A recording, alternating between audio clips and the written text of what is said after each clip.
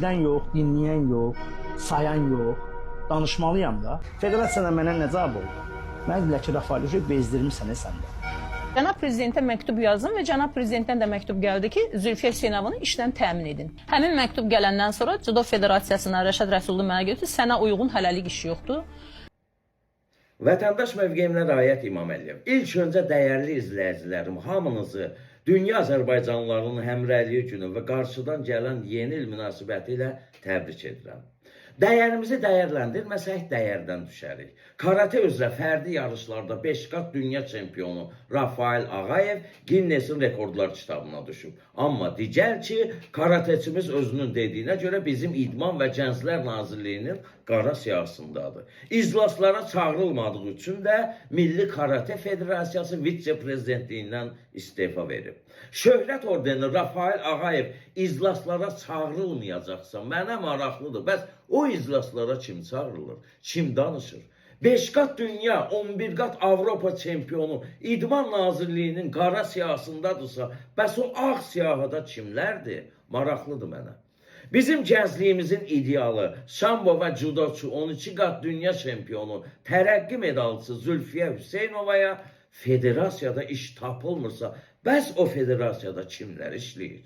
Bu yaxınlarda məhz Zülfiyə Hüseynovanın haqlı iradlarına işıqlandırdığı üçün kimlərinsə bostanı daşlandığına görə aparıcı Səidə Bəkir qızının Space-də efirinə son qoyulması nə deməkdir? Hamımız susaqmı? Həqiqəti səsləndirməyəkmi? Rafael bəy də, Zülfiyə xanım da dünya arenalarında ən azı 30-40 dəfə himnimizi səsləndirib, bayrağımızı dalğalandırıb, ən azı 200-300 min xarici Azərbaycan adını tanıtdıra bilibsə, onlara verilən dəyər beləmi olmalıdır? Yoxsa günahmı iş tutublar ki, onlara qarşı bu qədər sayğısızlıq olur?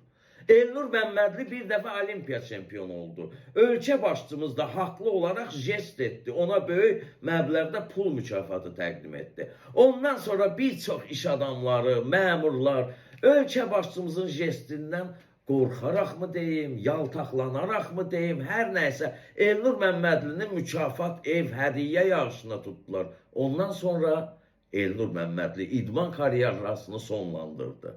Çünki ağıllı insan idi. Bilirdi ki, onun da sonu Rafael Ağayev kimi, Zülfiyə Hüseynova kimi olacaq. Dəyəri bilinməyəcək.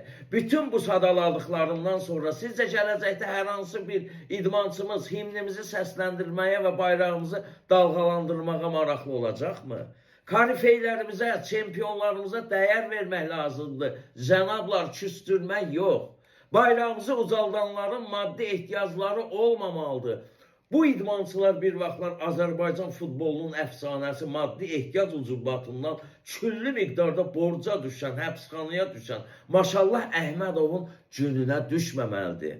Bu bizlərə utancdır. Səməd Vurğun demişkən ehtiyac qul edər qəhrəmanı da.